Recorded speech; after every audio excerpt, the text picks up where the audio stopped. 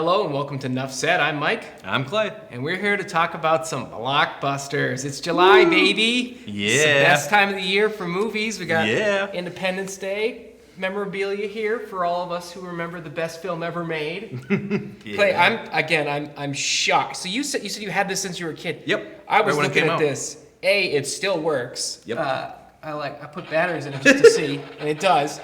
And then B, you still have the little missiles from it, which is I would have lost that in 5 seconds. Well, the thing, and this is true, it came with extra missiles. Oh. Now the thing is, I think I do have one other leftover missile that I forgot to bring because I only ever lost one of them. Wow. There's little bombs in there too that can drop off. Oh, really? And the top comes up, and the little alien guy's in there too. But it was so cool. I kept that on display for pretty much up until I brought it here, really, because it's pretty cool. It looked good. You have impeccable taste, Clay. I love it. I love it. I'm very excited that we have it on display here. So, July movies. This is like prime time, best time of the year. It's too hot to go outside. We might as well go retreat to the air conditioning, especially have some today. popcorn, and just enjoy a film. And this is when all the best movies come out, historically speaking. This is when all of the studios put their best chips big forward. Ones. This is when they're gonna make all the money We got our Jurassic Park, we got our Superman, we got our Fantastic Four, and Marvel's putting something out. We're all ready, primed. Even a reprise of Happy Gilmore. I'm so excited for these movies. Let's go ahead and take a look at our first preview here.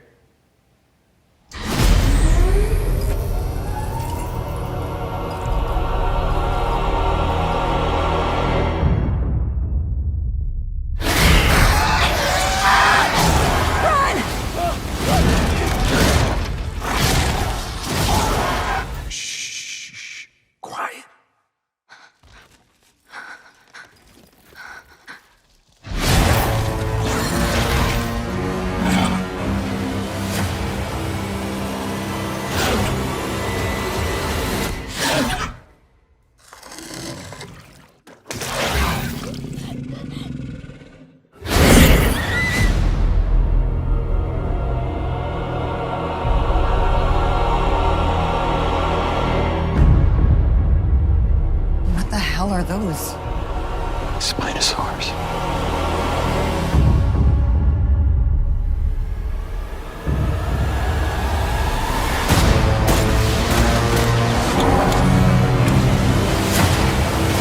Come on, Bobby, look out!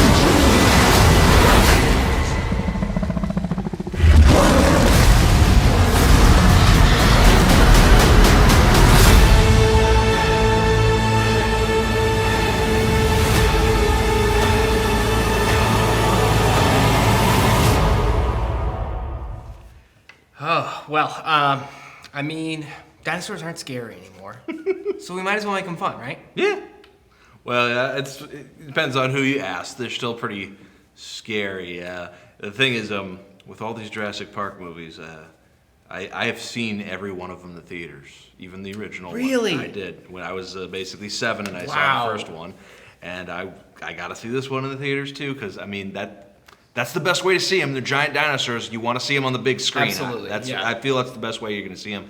And I will say, seeing them on the theater, I've had a mixed relationship with these Jurassic movies here, some of the last few. I feel like that's what you should have, because I think there's maybe, I would say, 3 of them that are actually what I would consider to be good movies. That's the correct answer. That's correct. It's the first one, obviously an all-time classic. The second one is a fun movie that deserves to exist. Yes. Third one is terrible. I kind of do like I do agree that it's basically they started from the beginning and they slowly started going down because the second one is a little dry. It's good. It's just a little drop, and the third one is again another drop. And I can tolerate the third one. I do like the third one to some extent. Fourth one, no, and then fifth one I think is the worst. So sixth one's a little bit better. Jurassic World is the fourth one, right? Yeah. With Chris Pratt. Yeah. I like that one. I think that one's pretty good. I have a lot of thoughts that one is just. There's some editing problems and everything else in it. I think it was fun.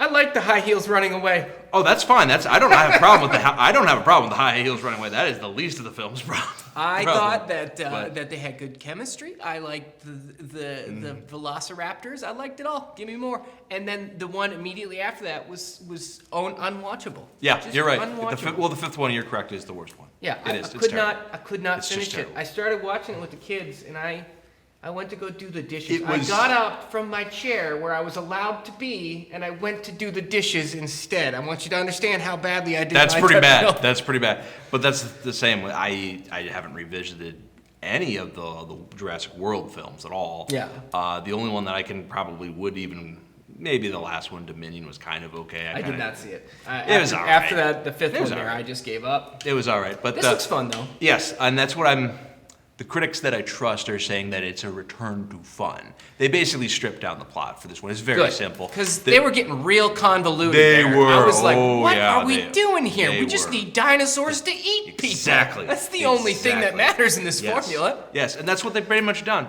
I mean, they have a little bit of a plot. In the plot, I kind of like the gimmick, the setup of it. Basically, it's like we think we can cure some diseases. We think we can, but we need the genetics of these different types of dinosaurs. Actually, a secret will be in that. So we're setting out a team, some mercenaries.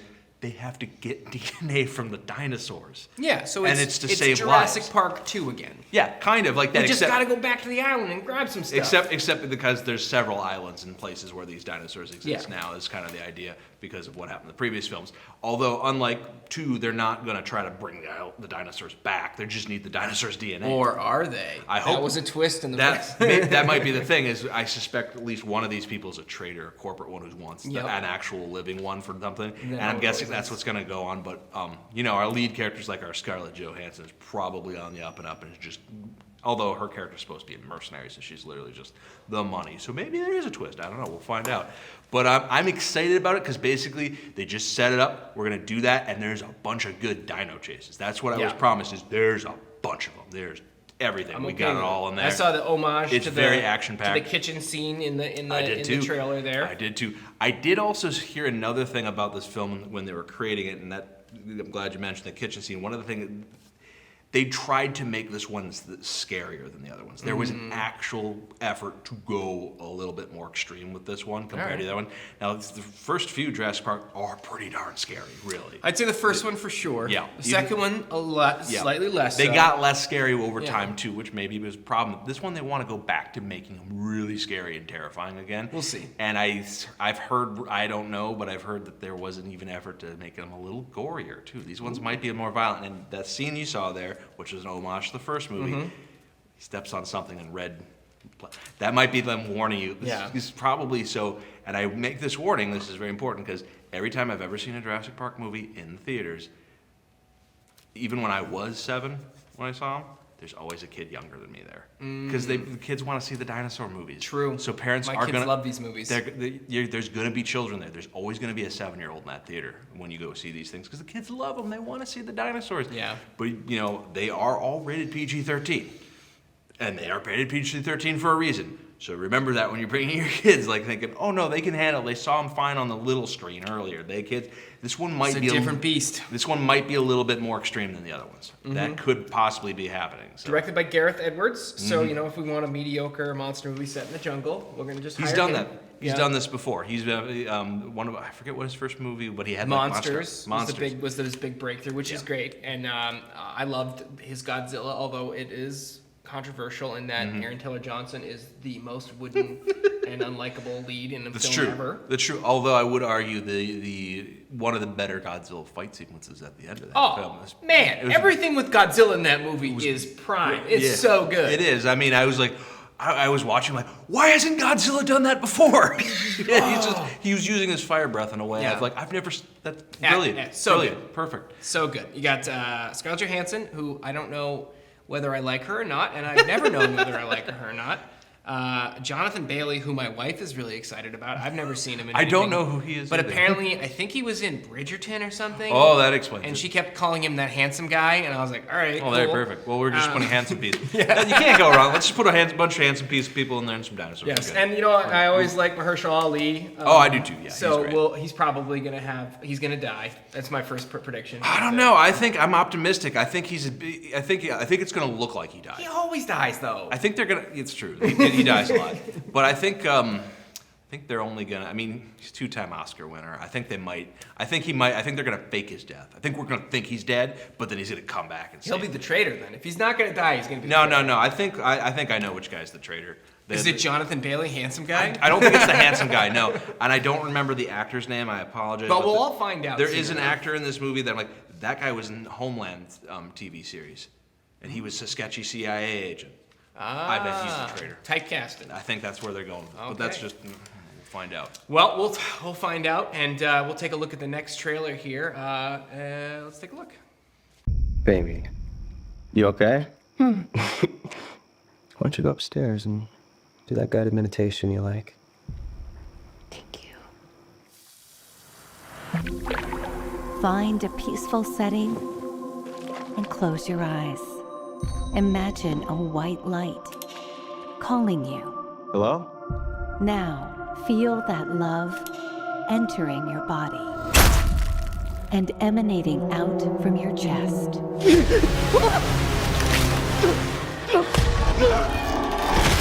Take a deep breath in and remember the energy you give to the universe always comes back to you.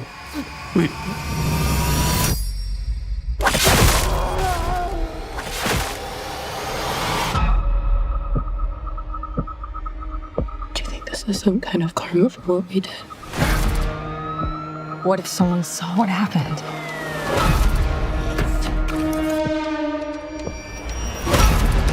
You need to handle this.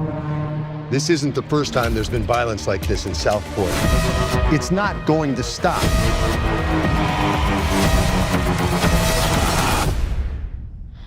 I need to start drinking. Someone is coming after us. I need your help.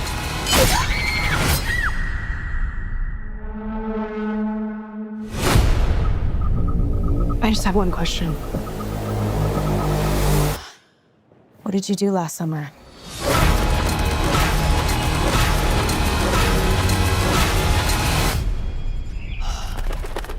This place is so beautiful, it makes me want to die.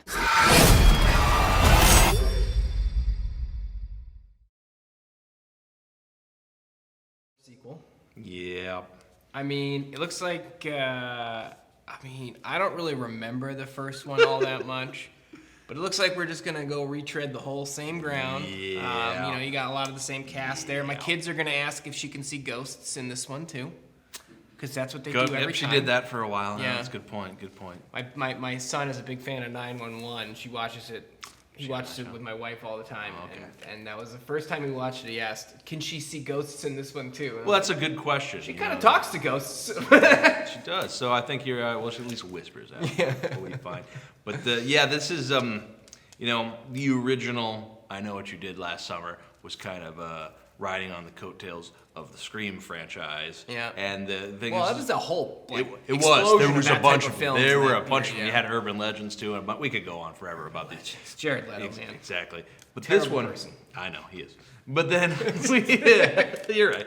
But the thing is, they of course Scream also had their legacy sequel. Yeah. So now this one has to follow because they have to do everything Scream did. And I don't know if we needed a legacy sequel for I Know What You Did Last Summer. The thing about it was, and this is this embarrassing part, the original I Know What You Did Last Summer, pretty good movie. It kind of works. The problem is they tried to make it a franchise because the second movie is. Well, it's to do with every horror movie, though. I know it is, and it's like, the thing is, they ran out of steam after this. Well, they ran out of steam after the first movie, to be honest with you. Yeah. The second movie probably should have been made, and then after that, no one wanted to come back for a third film, but they had to do direct-to-DVD threequels that have nothing to do with the other ones. I've only ever seen the first one. I've only seen the first two. You can see, you probably, they say you shouldn't judge a movie by its cover art, but I did that with them, and like, no, we're not. We're not going back for these other horror ones. sequel from that period that I really like is Jeepers Creepers 2. Okay, sure, yeah. Yeah, I like the first Jeepers Creepers, and I love Jeepers Creepers 2. Well, that movie's fun. they did some fun stuff with that one, so you might be onto something there. But every other one's trash. I just, it's kind of like what you said, because there's just I'm not sure how they can repeat the first movie, because especially with the characters there, they know what's going on, right? Yeah, that's the thing, is it doesn't quite make sense from what happened in the previous films how this one's even going on, because like, okay, we're gonna wear the same outfit as the killer from the first movie, who is mad at them from what? Yeah. See, it's like, so is this town just cursed by people committing Copycat killer. That's what he usually. That's the thing is, but why? Because he's copying these people who apparently committed a crime last. So basically, this town is cursed by people who accidentally commit vehicular homicide and then get framed for it, and then someone's just chasing. like every beach. It's town. just really weird. It's like that. It's like how they. It's gonna take, just the setup for this plot is going to be unbearable. It's like, how did you? Because the thing is, don't set it up. Just start killing. How do they? Just the setup for this is ridiculous here, and I think the fact that they're bringing back, Freddie Prinze Jr. and Jennifer Love Hewitt, and it's like, but the thing is, clearly people know that they're the ones being stalked. Yeah. But the plot of those movies is that nobody knew that they were hiding it. So did they reveal what happened now? And that's. I don't know. There's so much stuff that doesn't make sense here. No. They'll probably explain it. And it won't make any sense even after they explain it, I'm sure. And the thing is, I don't know. It's kind of, the reason we're only getting this is if it had been just a straight remake. Hey, let's remake I Know What You Did Last Summer. Yeah. I would probably be more on board. I would too, The problem is, they tried that. They tried to do a remake, reboot TV series that failed really badly. Oh, God. And that's why we're getting a legacy sequel. So they were like, let's up the budget and add some legacy characters. Let's bring back those legacy characters, because and the thing is, I can't remember Jennifer Love Hewitt's character name. I can't remember any of the original characters. Me either. Name. And so, but I'm a big fan of the horror movie genre, and I still can't remember their names. I'm not. And it's like, yeah, so what's going on? The thing is, I'll probably watch it, but I'll miss this one. It'll probably be me just being like, what am I doing with my life? It's like, why am I? And then a year later, someone says, I Know What You Did Last Summer. You watched this movie. And now we have to make a sequel because it made enough money.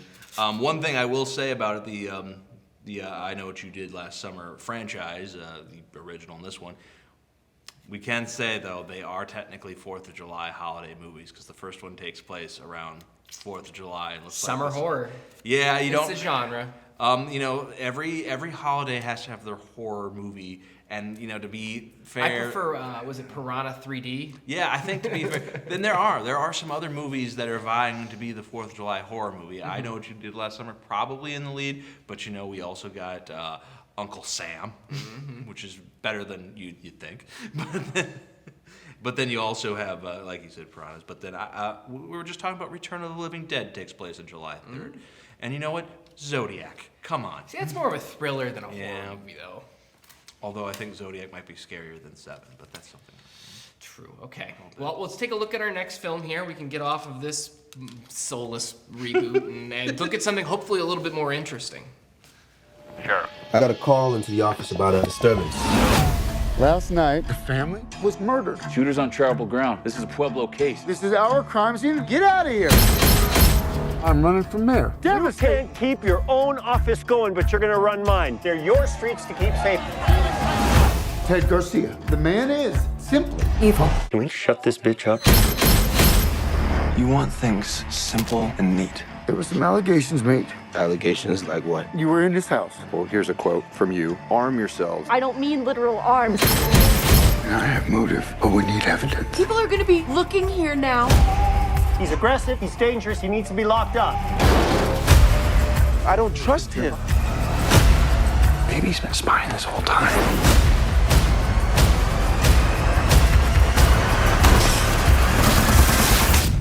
We are in a fight against evil. See, I'd much rather see this movie. This looks pretty interesting. It looks like a modern Western. Well, that's what they're gonna bill it as, and there's a lot of films that have tried that one, and it looks like we put a cowboy hat on a few people and give them some firearms. It looks like. Well, I mean, there's been some successful modern Westerns. Yeah. Hell or High Water, No Country for Old Men. Exactly. It's not a totally untrodden genre. It's true. It's just, I think I'm always happy to see a new entry in the Western genre. I feel like it's one that is so classically cinema that it's kind of a shame that it's kind of out of vogue right now. And I'm not encouraging cowboys to come back full force, but it's good to see an entry every once in a while, and something like this is a refreshing take. Well, hopefully, I mean, I haven't seen it yet, so I can't say it's going to be great. But just looking at it though, I think it probably has a more modern sensibility than we want, just because there's going to be some political satire here. Clearly, it's about a political campaign. Just in the little clip we saw here, how many people had their phones out and were live streaming or recording something for a video. And this film, I do know from previous trailer, it's set in 2020 actually, with the masks and that's everything. why they are going really into that, and it's going to be it sounds like there's going to be people who are basically COVID deniers in this film too. It's going to drive right into that. It's weird to get a period piece from something that was only 5 years ago, but you can definitely define the era. I think this movie is really Ari Aster is really pushing for have his his political movie. This is probably, I feel, going to be almost more of a message movie than almost a Western here, but there's a little bit of that mixed in there. But I'm also just kind of curious because Ari Aster, he started his movies being a horror director, really. He started out with Hereditary, which is one of the most terrifying modern films that's come out, horror films. Midsummer, too, is also becoming a fast classic, too. And so just all his movies are just very unsettling in some way.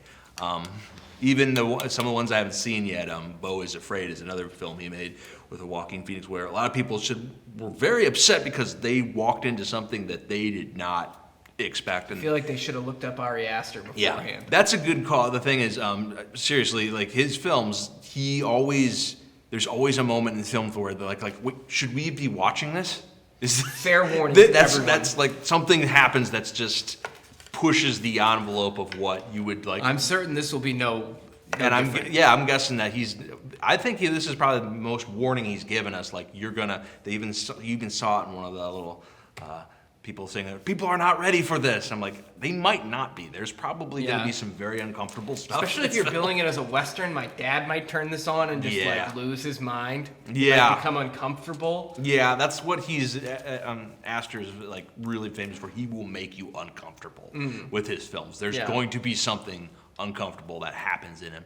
But man, they got a stacked cast for this one. He brought back Pedro Pascal's in everything. He is now. He's not. There's another movie we're gonna watch here that we're gonna see him in. Talking about stacked cast, he's got Clifton Collins Jr., one of my favorite character actors. I don't know why. Every time I see him in a movie, it just makes me happy. He's always money. Yeah, it's just. I see you, Clifton. So yeah, it's got a lot of people that were. I'm sure. It's going to be a good movie, a well-acted film. Oh, yeah. And the thing is, the question will be, how uncomfortable will it make us? I'm going to say, out of a scale of 10, it's going to probably, at the very least, be a 9 in terms of just uncomfortable. Because that's where he lives. Yep. He lives right there. No question there. Even if he dials it back, it's probably going to be a 9. It's one of those things where... This is why I haven't watched any of his movies. No, I've been fairly warned by everyone I know not to. The thing is, again, his first big film, Hereditary, terrifying film. I'm out. Horrifying film. I can never watch it again. It hurts too much. It was like that. It gets under your skin with some. It's like, nope, not going back to that one. Too watch this one. I mean, the thing is, you probably want to watch it once, but that's the thing about his movies. It was good, but I can't watch that again. So you'll be warned if it looked interesting to you. it's probably will be good. You probably will like it. You'll probably get something out of it. Might just not come back. But you might come back and you might be scarred. Yeah. He's very effective. If you take away nothing from him, Ari Aster's a very, very, very, very good, talented director. Yeah, he always delivers something. So, well, let's take a look at Pedro Pascal's next film that we're going to take a look at here, and I believe it's coming out like the same weekend too. So, let's take a look. Family. It's about connecting to something bigger than yourself.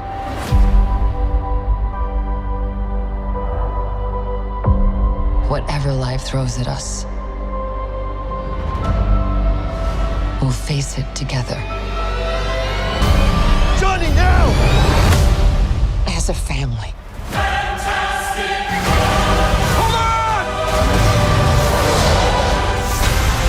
Today, we are your defenders. The four of us will face the danger, and we will protect you. Is this guy good?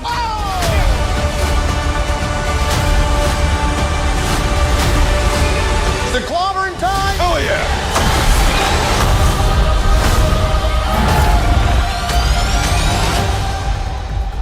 I finally knocked it off the list. List. The new spacesuits. I take back every single bad thing I've been saying about you. To myself. In private. Well, I'm pretty lukewarm on this, to be honest. I think I'm just marveled out. Could be. I've seen this iteration of Marvel, the Fantastic Four, 3 times now. Yep. I'm tired, boss. Well, I probably would be more tired too with you if I had really bothered to watch the other Fantastic Four films. This is the. What? It was 2004. You had better things to do. Apparently, yeah, I did. Frankly, there was This is. Depending on how you count, either the 3rd or 4th time they've tried to do Okay, I've only Fantastic seen 2 Four. of them. Then. Well, I'll get really nerdy on you guys here for a bit. Technically, the first time they did a live-action Fantastic Four movie was in the early '90s, and they did it basically just to save the IP, so they didn't lose the rights to it. They had to make a movie. They did. It was terrible, almost unwatchable. And they never released it to the public, so very few people have ever even seen it. And the thing is that because they just made it so that they could say we did to the lawyers and say we get to keep the copyright to this. Yes. And the funny thing is, I believe it was directed by Roger Corman. Probably. It was some big name director that did that. And you see some stills of it. It looks ridiculous and terrible. Yep. Because it's early '90s, not low budget stuff. There was a whole suite of those. Oh yeah, they did a bunch of them at the time. Marvel did but they released the other ones. But this one, they never bothered to, so no one ever saw it. And then finally, around once superheroes became cool again, like we gotta go back to Marvel's first family. So they finally made one, and that's where we got Chris Evans first got his superhero role as Johnny Flame there. And completely unpronounceable Welsh name guy as Mr. Fantastic. Yep. I know. Mike Chiklis is the thing. He was good casting. And they I actually quite like unpronounceable Welsh guy in the role. I just can't pronounce his name, and I don't wish to try. I'm sorry. That's the thing is the casting was fine, but there just was nothing to the story really. And then they tried the sequel. They did make a sequel to that one, which had again Doug Jones. Yes, the Silver Surfer came in, and he was maybe the best part of it. And the thing is, they just haven't been able to make it really work. Then they tried another one that came out, and I don't even remember when the last reboot was. Miles Teller, but they also had Michael B. Jordan in there before he became much better actor. He was fine in the film. He was always a good actor. He was always a good actor. He was in bad movies. He was in bad movies. Did you see Chronicle? I did. He was great in that. Yeah, so he's always been a good actor. And that was the problem. He just. And that's kind of a weird trend I've been seeing, Lawrence. Where we're gonna have these young actors play Johnny Storm, and then they're gonna go on to do better things in other films later on. So that's just kind of the funny part. But I don't know. I'm a little optimistic about this one. This one does look like to be the most visually interesting of these Fantastic Four movies they've done. And it should be. Yeah, by this time they should. It's been 20 years since they should. Yeah, they should finally let's get this right. And one other thing that does bodes well again about this one that the other one's kind of screwed up on is whenever they do a Fantastic Four reboot or whatever, their first thought is, well, we got to put Doctor Doom in there, their arch nemesis. Yes. The Doctor Dooms and all the other previous attempts have been terrible. First of all, how dare you? Julian McMahon does a great job. I think he's great. Have you ever seen Nip Tuck? He's great in that too. I'm just kidding. I don't really I knew it. I could tell. Anyway, I could tell your sarcastic rant. Now, to be fair, I will say you're right. He is good in Nip Tuck. That's fine. Yeah. You defend him, but there's nothing to these Doctor Dooms. And the thing about Doctor Doom, and this is maybe my point to go around, right? Doctor Doom is basically the greatest supervillain ever. He's all the supervillains combined. Every cliche you've ever had a supervillain, that's Doctor Doom. He's got the big scary mask that's almost Darth Vader-y. He's got the he's an evil doctor. It's in the name. But he's also a fascist dictator of this other foreign country too. He also knows witchcraft and stuff. And there's like stuff where he has demonic powers too. So he's everything. He's magic, science, political power, everything, all the evil. And on top of all of that, nobody delivers a monologue like Dr. Doom. It's true. He's so, and he just hates Reed Richards so much. And it's perfect. And his costume, that's fantastic. Yeah. They get the big silver scary man, the green robe, everything. It's so perfect. And that's why no one can ever do him right. It never looks good on camera. I'll have a very similar rant in about 10 minutes. But the thing is, he's not in. It doesn't look like he's in this one. They're not using him yet. With it. That's fine. They shouldn't use him yet, and because apparently it's probably like a credit cameo. And they've already pretty much told us that Robert Downey Jr. is going to play the version of Doom now. That's fine casting. I don't have a problem with that. But we don't need him, and we need a Fantastic Four that doesn't start with Doom. Let's save him for this. They're going straight to Galactus in this one with the Silver Surfer they're bringing in here. That's fine. Let's do that. That's a different story arc. We haven't tried that. Yeah. They tried it one other time. It didn't quite work. It looks like they're actually going to put Galactus in this one. Physical one. No cloud monsters. Exactly. And I'm like, okay, good. Early 2000s Marvel and their cloud monsters. This one also looks like they're trying to do a period film. Looks like this is set in a version of the 60s or something. Okay, cool. And also set aside another universe from the other Marvel movies too. So it's like we don't see any of the other shenanigans that happen in there. So it's just, we can focus on just the Fantastic Maybe Four. I'll watch it because if it's separated from the rest of the continuity, then I won't have to feel like I gotta catch up. Well, that's the thing is I suspect that's how and I don't know. I suspect this movie is going to end with them finding a tear in reality and going into the normal universe. But this one can work as a standalone. So if you haven't watched any of the other Marvel films, that's okay. You don't have to get this one. They'll just lay it out and explain it to you right here in this one. So that makes me a little optimistic about this, though. But, it'll probably... My gut tells me, it'll be pretty good. I kind of just end up seeing most of Pedro Pascal's movies. So I'll probably watch it just because I really like... There's nothing wrong with that. I like him. I like the movies he's in. I like Prospect. I liked Incredible Weight of Massive Talent. Yeah, might as well. I'm sure he'll be a fantastic Reed Richards. I have no question about that. I'm pretty excited about it. The cast looks like I don't know a lot of the actual other cast here. I'm not familiar with Ben Grimm was in. He was in. He was in Andor, and he was in The Bear, and he was in a bunch of other stuff. Okay. He's good. Okay. They look from what I've seen. I'm fine with the cast here. I think they know what they're doing here. Yeah. This looks. I'm fairly optimistic that I will see this one. I don't. The director was kind of a TV director. He's basically only done TV. He did 50 episodes of Always Sunny, and a couple Game of Thrones. Basically every big series in the last 15 years, he's done an episode. That's been what's been happening with a lot of these Marvel directors. Which kind of makes sense. It's fine. They're managing a continuity. The Russo brothers, who did most of the Avengers and Captain America movies, they started TV too. Yeah. So that's what a lot of them are doing, because so much of these Marvel movies and they're almost like television too, because there's like a backstory, like a huge continuity to deal with. Yeah. But again, that's one of the fun things about this one that might make it stand out for people. I don't know that we're going to have that much continuity for this one movie. You can just kind of go in and enjoy it for one-off kind of go back to the Marvel first. I think family. Marvel kind of got tired of dealing with directors because they went through a bunch early on that had their own personal opinions, and then I guess eventually it led to even James Gunn sort of walking away from the whole universe, even though he was their biggest director, because he was tired of dealing with they shoehorned Thor into his movies. Basically, he said, "I'm not dealing with it." Yeah, Yeah, that's kind of and that's fairly true because we had a lot of tour directors kind of early on, and then they just got away with guys who can come in and do like the journeyman work here, just do the job for us here. Although sometimes they bring back some other big names, but occasionally they'll say, "Sam Raimi, why don't you direct something?" And that went over well, quite frankly. Yeah, I'm not opposed to them doing that again, but it's one of those things where I'll have to wait and see the film. It could be just more of the same. Marvel not doing anything too inspiring here. I am a little bit optimistic though with this one that it could be something pretty special here, something kind of different. I'm still lukewarm. Yeah. We'll see. To be honest with you, I'll probably be lukewarm after that. I'm betting I won't hate this movie. Which the thing is, compared to all the other Fantastic Four movies, that's actually high praise. All right.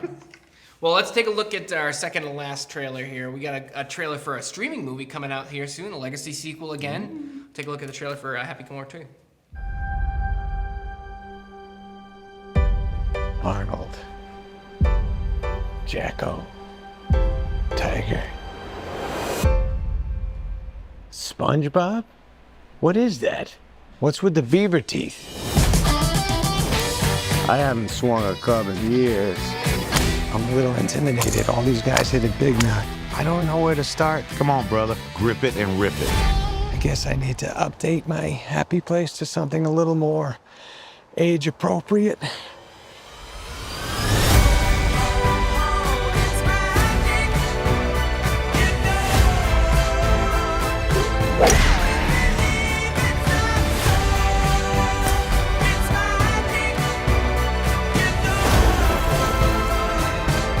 Mr. Gilmore? Holy shit. We're not done with golf. Let them see the happy I fell in love with. Yeah. Let's go.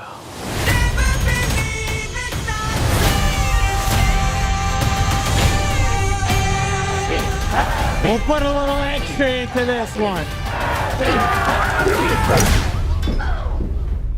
I am so sorry.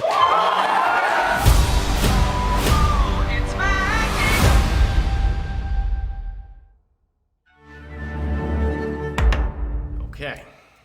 So, Adam Sandler, I mean, he doesn't do a ton of sequels. No, he really doesn't. I was just thinking of that, like, wait, has he ever Grown-Ups tried 2. Grown-Ups 2, that's about it, really, because Yeah. I'm just thinking of all the other films he made.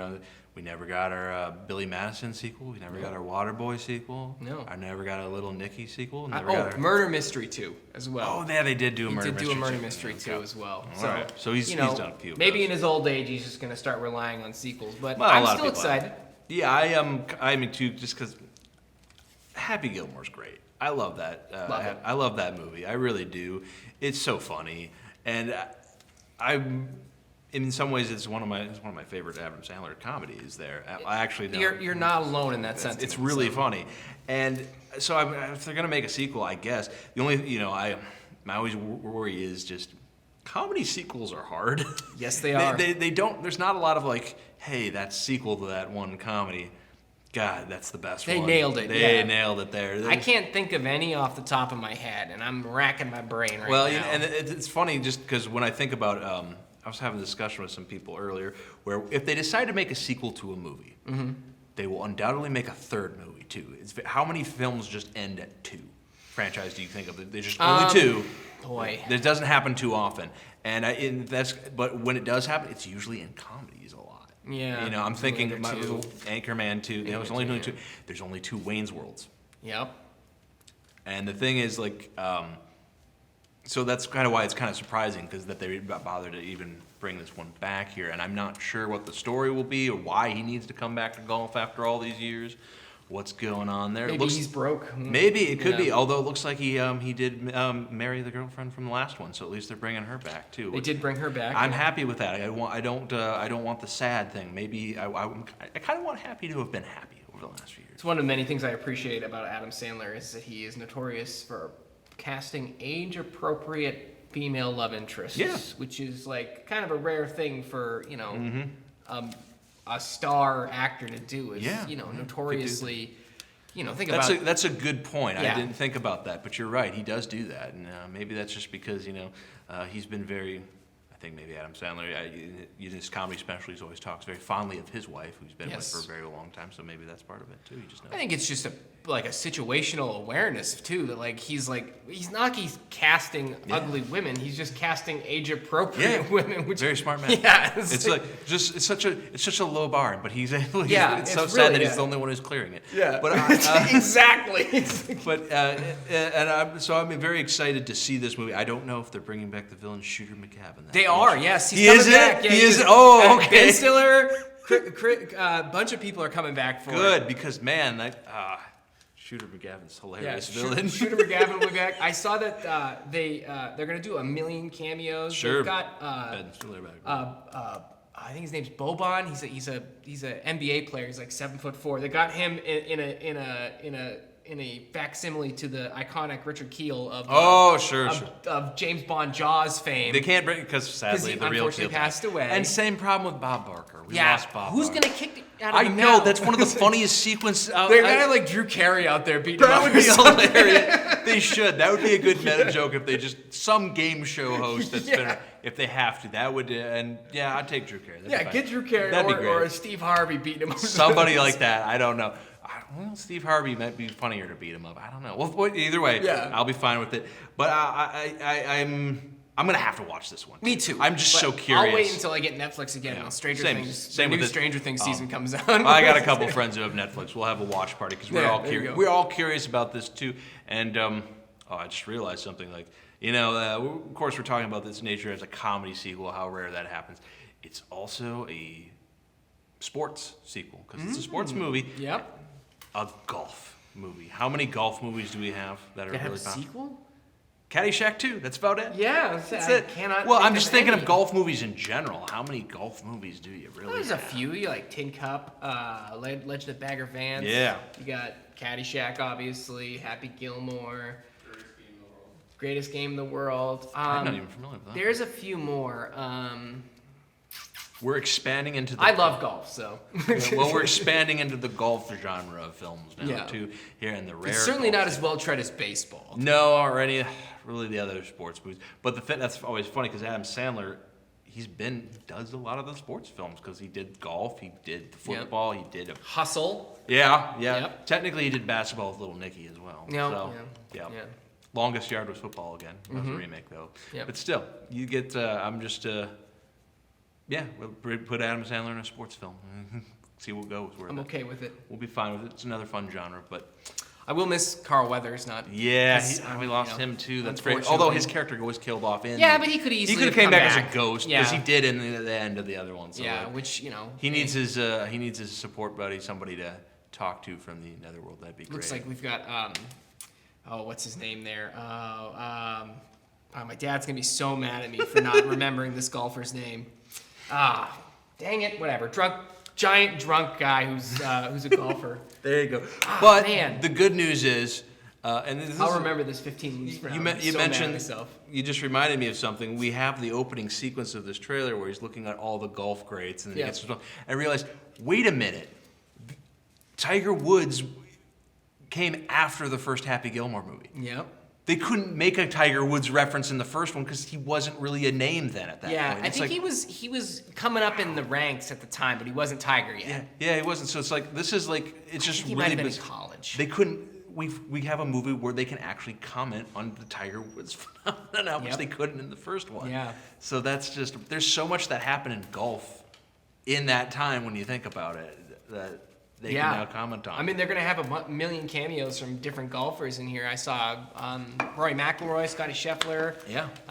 Well, it tells me that, the golfers, professional golfers, are fans of Happy Gilmore. Of course. How could you not be? I remember going on the golf team in high school. We would all take turns trying to shoot it like Happy Gilmore just for the fun of it. Oh, sure. And we'd be like, I'd be getting my butt whooped by some kid on another team, one of the really good players, and he would just for the heck of it, he's like, nah, I'm kicking your butt. I'm gonna go Happy Gilmore on this one, just try and launch it, you know. Oh, you have a good time. Everyone loves Happy Gilmore. Has Happy Gilmore taken over as the go-to over Caddyshack for? Oh gosh, for my generation, for sure. Yeah, we didn't talk about Caddyshack at all when we were golfing. We'd always talk about Happy Gilmore. No Noonan, no. Okay. No. All right. Caddies they weren't really a thing anymore, really. It's true. They've kind of gone away. Yeah. So like my dad, weird connection. So my dad caddied back in the day. We watched the movie Caddyshack, and then my uncle was the caddy master. And then ended up working for Jack, building golf courses for like 20 years. So like, you know, that was a thing back then. It's not a thing anymore. Yeah, different era. We're gonna have a golf cart sequence in this one too. We didn't have that. Yeah. Last one. But I'm excited here. It's fun to just go back. Because again, Adam Sandler, he doesn't do sequels, as you said. Yeah, so not it's often. kind of fun if, you know, we can kind of, I say we allow it. We just, he hasn't abused it like other actors. Yes. So we can give him this one. Yeah, I'm gonna Why see not? it for sure. I'm very excited. In case you couldn't tell. All right, so this is our last one for this month. It's the one I'm the most excited about. Ooh. It is we'll take a look at the trailer here and then we can discuss it. All right. I've got some rants. Good.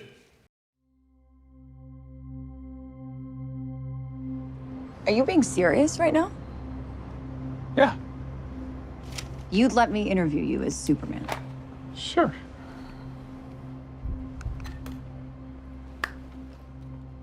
Ready? Let's do it, Cronkite. Superman. Miss Lane. Recently, you've come under a lot of fire for I what know, some it's a might. lot of it's fire, it's a lot. Today, the Secretary of Defense said he was going to look into your actions. That's funny? My actions? I stopped a war. Maybe. Not maybe. I did. In effect, you illegally entered a country. This is how you're gonna be? I'm not the one being interviewed, Superman. Did you consult with the president? No. You seemingly acting as a representative of I the wasn't United States will representing cause anybody more except for me problems around the world. and doing good. I would question myself in the same situation and consider the consequences. People were going to die.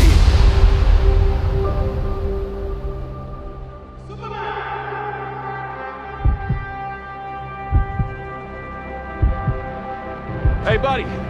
Eyes up here.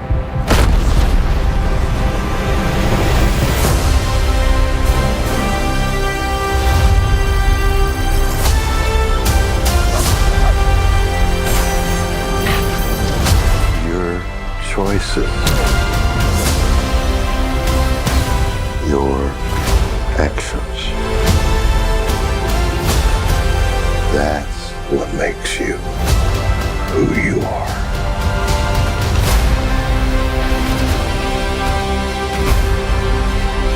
Superman. He's not a man. He's an it. He's somehow become the focal point of the entire world's conversation. I will not accept that. I cleaned your boots. I'll go get them for you.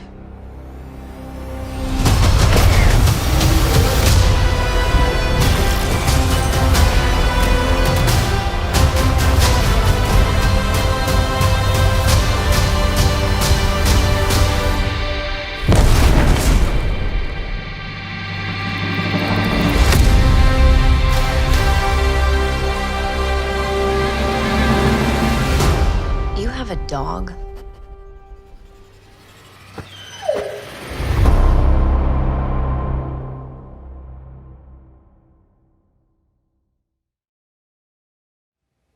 I'm unfathomably excited. Like I haven't been excited for a movie like this in so long. And I love Superman. I love Superman. I grew up with the Superman animated series in the 90s and the Justice League cartoons. And something about Superman has always been, he's so good. You know, he's uncorruptibly good. And even if it's the worst possible situation, he's going to make the best possible choice. Yeah. And we haven't seen that with Superman for a while. Yeah. And this trailer makes me hope that somebody finally understands that. Yeah. I've seen so many Superman movies. You know, I've seen the 2006 one, 2013 one, one from the 70s, and the next sequel to that one, obviously, as well. Yep. And I think the 70s one's got it. Yeah. They got it. Yeah. You know, and you go back, you watch those, the effects are dated. It looks a little hinky here and there, but it still rings true. No, you're right. Yeah, it's so amazing here. There are literally books written about failed Superman attempts to make Superman movies because they've struggled with the character for so long to bring him to the screen here. And as you mentioned, the 70s version, that's probably the pinnacle, you know, Christopher Reeves as, you know, Superman. Yeah. He's perfect. It's like that's how you do it. He's so inspiring as it. He nailed it when he did those movies. And it's one of the things I always point to about those movies, especially that first Superman movie from '79. Yeah. They always the joke like, why can't they recognize Clark Kent's Superman with the glasses? There's one scene. Yes. There's one scene where they show him as he's mousy and he takes out and he just grows like 3 because inches. Christopher Reeves is just a great actor. got it. He was so good and he knew what he was doing, and that's how. They explained it. They shut all that stuff down too. But then those 70s movies also they knew how to do it because they came out in the cynical 70s. And like we have to go back to an older time. Yeah. An older time and make him not cynical in there. That's what they realized when they made that movie. And I've seen a couple documentaries explain why that first 79 Superman worked so well and why it made people believe a man could fly. That was the tagline for that one. And it was just they kind of understood what they had to sell because they're selling this property that had been around since 1938 in the 70s and still make it relevant here and kind of make. And they did some. And there's another fun thing. You go back to that 1970s Christopher Reeve Superman movie. There's a scene where he's got to change into his costume and he looks around and there's a phone booth. He doesn't go into the phone booth. He just like, no, that's stupid. Because that was the cliche back then. He's like, no, that's not. We're not doing that. Even in that movie, they realized by that time that they couldn't do that. And they've been so. The last few Superman outings have been. There's been some dour. Like he's better on television. He's been working better on television. I think for the last few. Just bringing him to the big screen has been challenging. I think kind of was okay. I was a big fan of the Smallville series, you know, when it came out in there. But when you actually bring Superman to the big screen, it's so difficult to do that. How do you make them all? Make him misanthropic and sad. It was so sad, the other ones too, and it's just like I don't know about this one. But this one, they're just going for it. James Gunn's like, nah, we're throwing everything in there. We're giving him the dog. We're putting a cape on the dog. James Gunn was 12 in 1978, 79. And I think that's really important. And not that Zack Snyder wasn't also 12 at that time, but like for some reason I think it resonated with hopefully with James Gunn in a particular way that will hopefully translate to what we're going to see on screen here. And I think it's important. Another thing that James Gunn brought back, and we heard it in the trailer, he brought back that score. Yes! The John Williams score. Williams! And it's got a guitar riff a little bit of it, but it's so good. It's one of the better scores I've ever heard. Yes, I mean, John Williams is the greatest film composer. I mean, we already heard one of them. He did Jurassic Park one too. So we've got two of them on this one. Just use what you know. It's so iconically connected to the character. Yeah, they refused to use the Superman score for like the last few movies, and they're like, no, we're bringing it because they didn't deserve to use it. Clay.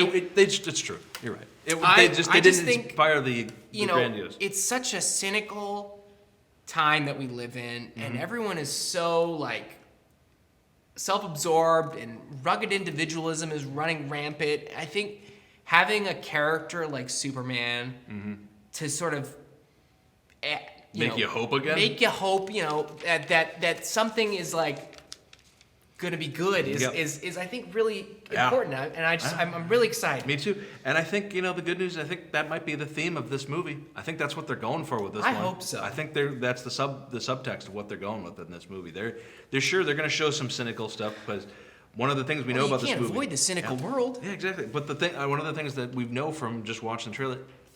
This is taking place in a continuity where superheroes already exist. Yes. A bunch of them already exist before that. We don't need to explain it. People are numb to it. They're like, yeah, there's a Green Lantern, there's a Hawkgirl, whatever. There's Mr. Terrific, whatever.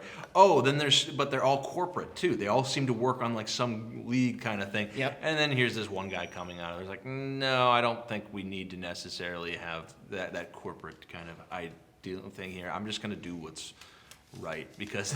Yeah, right. I feel like and I don't want to get weird, but like since like 9/11, we've just been trapped in a totally cynical media like environment where everything always has to be sort of like drab and dour and corporate and just sad. And this looks bright and exciting and fun, and the colors just pop off the screen. He's gonna fight robots.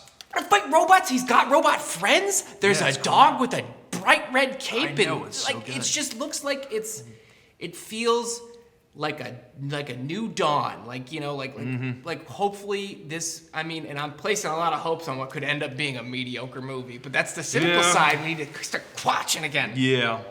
I hate to, get too excited about something, but it's like, can we really believe a man will fly again? I don't know. We'll find out. I'm excited too. I feel the same way as you do, really. I want this movie to be really, really good so that we can just show people the way to do it again. This is also just for the blockbuster sense of it, so that we have a really good, this is what we make the summer movies for. Look at this. Exactly. This is it. This is what July is for. They could be this again. Yes. We're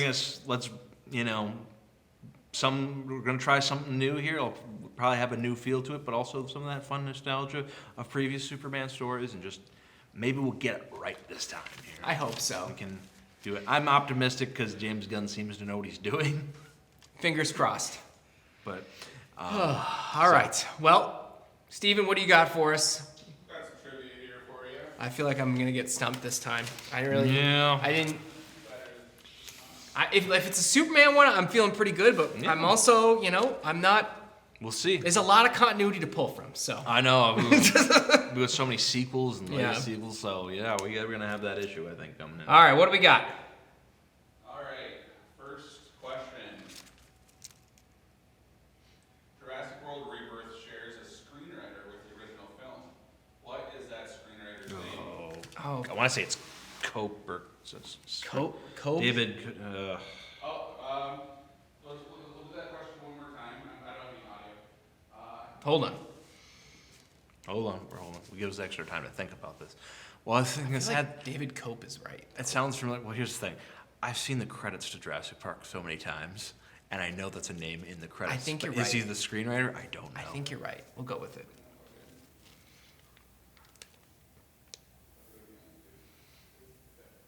Check. I know Tippett was the dinosaur. You got me? Phil Tippett is. Okay. He's a visual. So the question, I think you see it here. What did we go with? I think we were gonna go say David Cope. Yep, we're gonna say that. That is pretty close. It's David Kep. Well, that was the name I was thinking of. And you can see the picture seen there. I've seen the Jurassic Park in credits so many times in my life from watching the movie. So I'm like, I know that's a person who helped with the movie. I don't know if it was the screenwriter. He played a character in the second film. He is the guy trying to open the video store door. And he was. I remember that. Yeah, cool. That's fun. Right. But yes, that was the guy I was thinking of. So I'm counting that as a win. Yeah, I just didn't know. It was close. Yeah, I didn't know how to pronounce right. his last name. Yeah. I've never heard it said out loud. So. What was James Gunn's first foray into the superhero genre? He did like a low budget superhero movie, and I cannot remember its name, but it was kind of Super? Super, I think that's right. I think it's Is that Super. his first one? Let's see. It was Super. Oh, we're crushing it. We're crushing it. Well, you came up with a name. I was having drawn up. Yeah, I was like, I want to say, I was like, as soon as you said it, I was like, 2010. 2010, my bad. Yeah, the Super. Time flies, man. Yeah. All right. The first I Know You Did Last Summer was based on a book. What was the title of the book? Oh, you're gonna have to know this one, Clay. I got This is the nothing. embarrassing. See, I knew it was based on a book. I knew that. But to be honest with you, before he put this question to me, Yeah. I assumed the title of the book was "I Know What You Did Last Summer." I assumed it would. They just didn't change the title. I don't They know. kept it the same. Southport. It could have been something like that, or the Fisherman Killer. You know what? I'm gonna go bold here and say that Steve is trying to trick us. I think the title is, in fact, "I Know What You Did Last Summer." I don't think they changed it. I was trying to trick you, and the answer is I Know You Did. Yeah! Because the thing is, I figured that was the case. Because if the book, if it had a different title, it's a great title. It had a different title. It is a good title. Yeah. So why would you change that? I think Steven's just getting lazy. Well, maybe, but I think because I knew it was based on a book, I kind of was just assumed they didn't change the title. So because I think I subconsciously remembered that. I don't have my glasses on. I'm trying to read the author, and all I can see is Upton Sinclair, and I know that's not right. Lois Sinclair. When was that book? When was the book written? That looks like an old. I want to say like the 80s. You knew it. You know what? Maybe that feels like that, right? I might have to track down and read the original. All right, book. next question. Yeah. Which other leading MCU character has acted as the nanny for the Fantastic Four in the comics?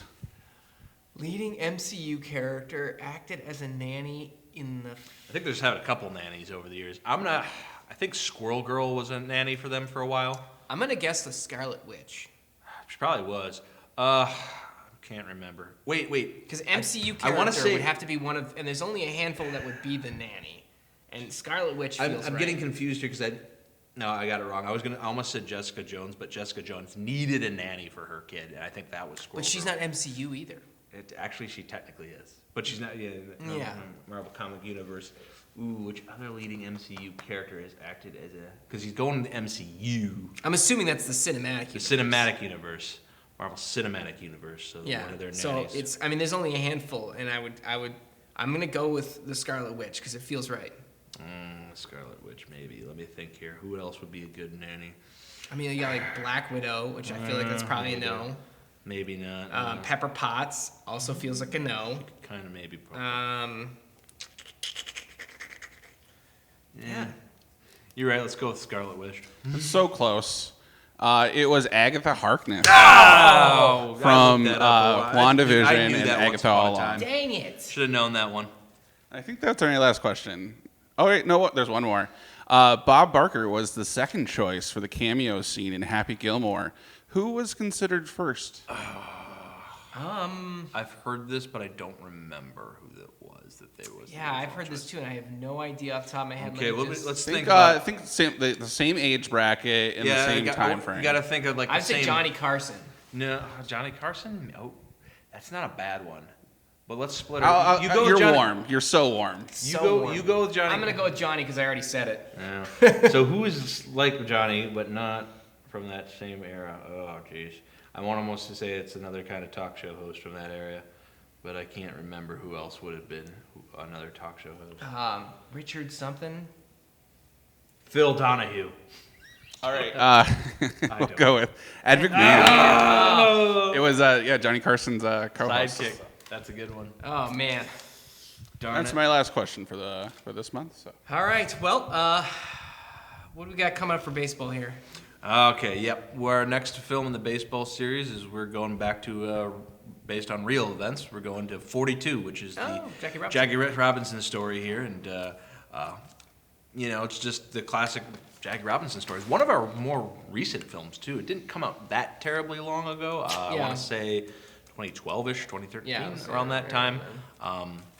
But it's we got some big names in that one too. So if you just want to come back and it's a good movie. Watch it. Yep, yeah, good movie. It's the Jackie Robinson story, and it's an important one to do. We're kind of trying to go in the chronological order of when the movies take place through baseball history, and of course, it's one of the most monumental moments in baseball history. So breaking the color barrier. We got to do it here. So, all right. Well, is that all from us? I think so. I think we are for now. But enjoy your guys' summer here. Yeah, beat the heat. Go see a movie. Yeah, and we'll be back in August for.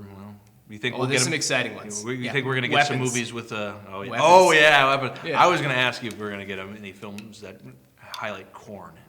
Oh, I don't know, but weapons. I'm excited for that trailer. I just saw the weapons trailer on Sunday, and I'm like, what is this? All right, we'll see you next time. Yeah.